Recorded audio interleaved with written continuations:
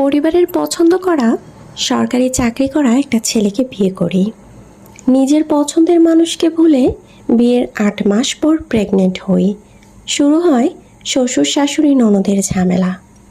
শাশুড়ি খারাপ ব্যবহার করতো, তা বলে বোঝাতে পারবো না।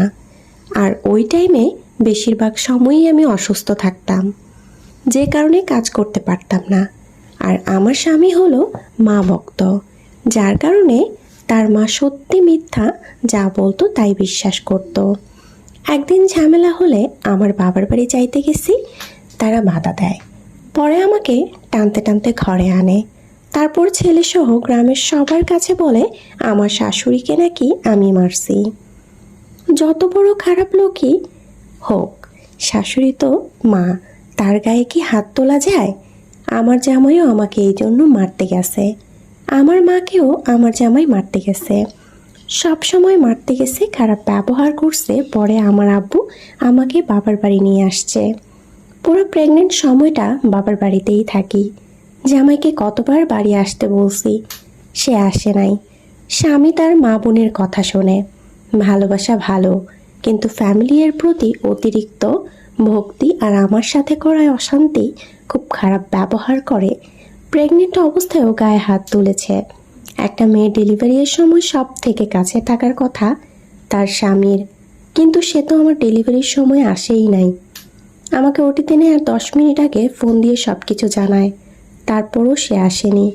আমার নিজের বোন সব কিছুই করেছে। বাবু হওয়ার সে 10 দিন ছুটি নিয়েছিল, তবে হাসপাতালে একদিন গিয়ে শুধু দেখে এসেছে, আর যায় নাই। ডেলিভারির পরের দিন আমাকে অক্সিজেন ধরানো লাগছিল। আমরা সবাই কত কান্নাকাটি করেছি। জামাইকে কতবার আসতে বলা হয়, সে তাও আসে নাই। আমার সিজারের টাকাও দেয় নাই।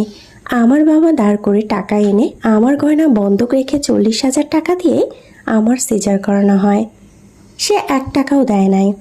বাড়িতে আসার পর আমাদের বাড়িতে এসে বাবুকে একদিন দেখে চলে যায়। বাবু হওয়ার পরও আমার গায়ে হাত তুলে খারাপ ব্যবহার করে। বাবু হওয়ার 2 মাস পর জানতে পারলাম সে পরকীয়া করে। আমি আমার বিয়ের পর কোনোদিন কোনো ছেলের সাথে কথা বলি নাই। ভাবতাম স্বামীকে ঠকানো হবে, আর স্বামীকে ঠকালে আল্লাহ আমাকে ক্ষমা করবে না। কিন্তু তার এত কিছু পরে আমি আর সৎ থাকতে পারি নাই। হঠাৎ একদিন এক ছেলে মেসেঞ্জারে মেসেজ দেয়, খুব সুন্দর করে কথা বলে। কথা বলতে বলতে শুরু হয়ে যায় তার সাথে কথা। সে জানে আমি বিবাহিত, আমার বাচ্চা আছে, তারপরেও কথা বলতো। আমি বুঝতাম এইটা আমি ঠিক করতেছি না। তারপর তার সেই খারাপ ব্যবহার, পরকীয়ার কথা মনে পড়তো। তখন ভাবতাম যা করেছি ভালো করেছি। জামাই একদিন দেখে ফেলে কথা বলা, তারপর থেকে আর কথা হয় না।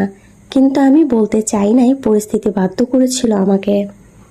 এখন এটা ভাবি, জামাইয়ের জন্য যদি আমি নিজে খারাপ হয়ে যাই, আমার বাচ্চার জীবনটা নষ্ট হয়ে যাবে। এই জন্য সব কিছু সহ্য করে আছি। আসলেই সমাজ বাস্তবতা অনেকটা কঠোর।